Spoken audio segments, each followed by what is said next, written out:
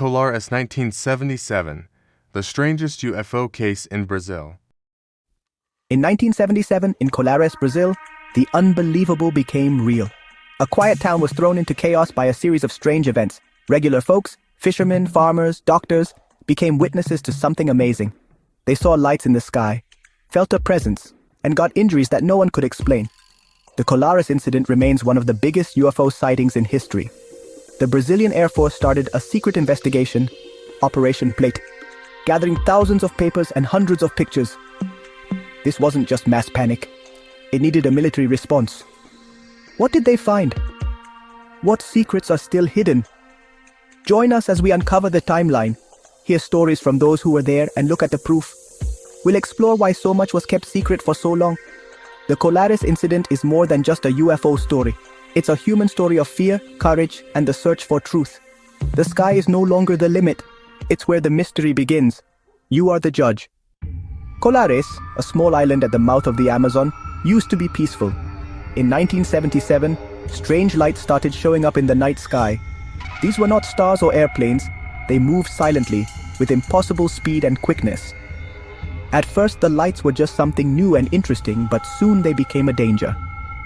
People called the strange things chupa-chupa because of the beams of light that seemed to suck the energy out of people. Residents said they were hit by these lights, feeling weak and scared. The village turned into a place of nighttime terror. People avoided going out after dark, staying hidden in their homes. Men armed themselves, bonfires were lit, and families sent their kids away to be safe. The simple life of the community was shattered by an enemy they couldn't understand. Fear took over Colares, and the community started to fall apart. The attacks kept coming, and the mystery got deeper. The villagers' only hope was help from outside. Their world had changed forever. The heart of the Colares mystery lies with its witnesses. Dr. Weleide Carvalho, the local doctor, saw the lights herself and treated the victims. Fishermen described massive, silent objects floating over the water, sometimes releasing smaller lights. These were not isolated sightings. Hundreds of people saw the same things. The encounters became personal. Villagers were chased, paralyzed, and scanned by the lights. The mayor himself asked for help, confirming the widespread panic. From children to the elderly, the stories matched. Powerful, silent lights descended upon their community. The testimonies were consistent, detailed, and chilling. This was not a mass illusion, it was a shared reality. The people of Colares were changed forever. The Chupa Chupa left more than just fear, it left wounds.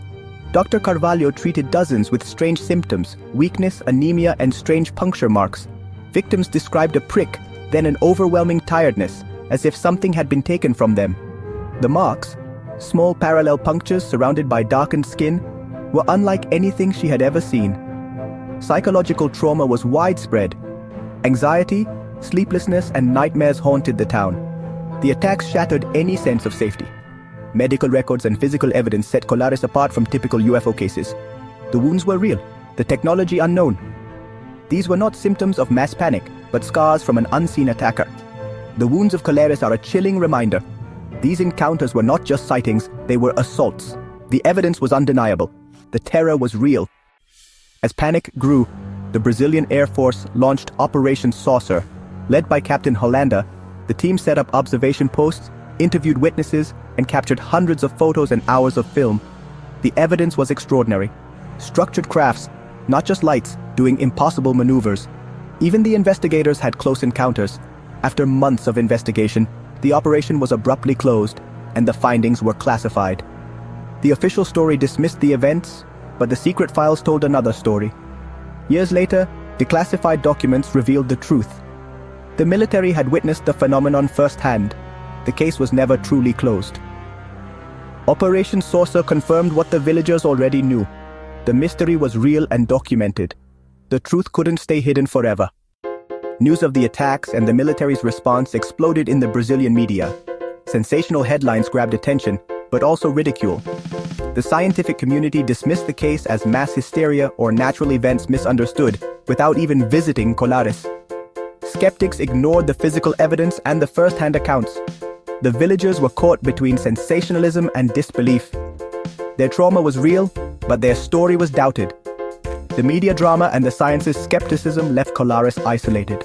The truth was lost in the noise, The people of Colares were left to fend for themselves. Their voices, however, would not be silenced. Decades later, the Colares incident remains unsolved. Was it aliens, secret military tech, or something else? The proof, hundreds of witnesses, medical records, and military photos, doesn't have an easy answer. Mass panic can't explain the real injuries and official papers.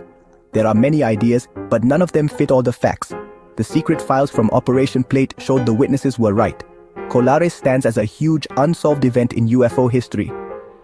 The lights are gone, but the questions remain. We're left wondering, what really happened in Colares? The truth is still out there,